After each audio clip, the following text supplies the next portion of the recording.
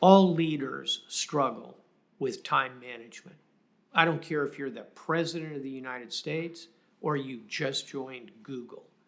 My daughter works at Google, by the way. No matter where you are in the voyage of life, you are going to struggle to manage your time. And the more senior you become, the harder that becomes because the demands on your time become so extreme, so excruciating. So early along, I developed what I call the rule of fourths. What I mean by that is I try to think consciously about how I divide my time in really broad ways into 4 quartiles. And it's varied depending on where I am in a given position.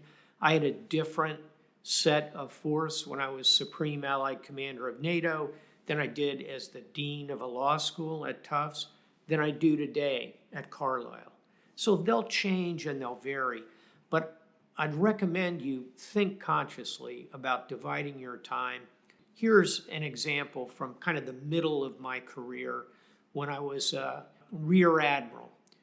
I spent about a fourth of my time on operations, making sure my ships, my aircraft, the 10,000 sailors under my command were all kind of operationally doing the right thing. A second fourth, this one may or may not surprise you, I tried to devote to innovation. That's hard, to carve out time, to challenge orthodoxy, to come up with new ideas, and it requires conscious effort and allocation of time resources by leaders. But I would work very hard to make that 1/4 about innovation. What are the new ideas? The third 1/4, I know won't surprise you, and that is people. I tried to spend about a fourth of my time working with my team, ensuring that they were being taken care of, that I was picking the right people to come into my team, and it's a reality, we were letting the wrong people leave the organization. All healthy organizations have a lot of flow. So 1/4 of my time was devoted to people.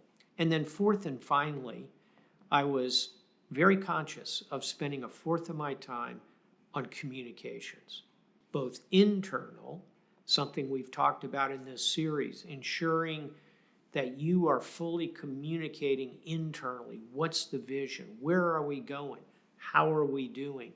Internal communication, but also, and especially as you become more senior in life, you have to do a lot of external communications.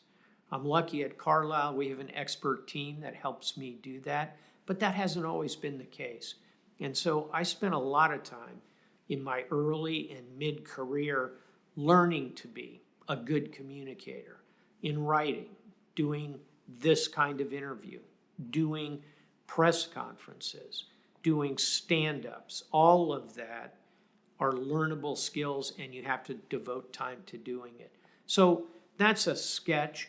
I'd encourage you as a leader to think about, ideally, how am I allocating my time? It's your most precious resource. Let me give you a final thought on this. You are what you inspect. And what I mean by that is you have to not only decide, I want to spend roughly a fourth of my time in these 4 quadrants, you've then got to inspect your schedule and see, how am I doing? And I got to tell you, at several junctures in my career, including when I was first a 4-star, and I saw so many incoming demand signals on my time, I found by measuring and inspecting my schedule that I was wildly underweight in doing, for example, the people part of it. Yet, long-term for an organization, the leader's time has to be placed there. So you've got to measure, you got to work with your team and help them to help you to allocate that most precious resource of all, your time.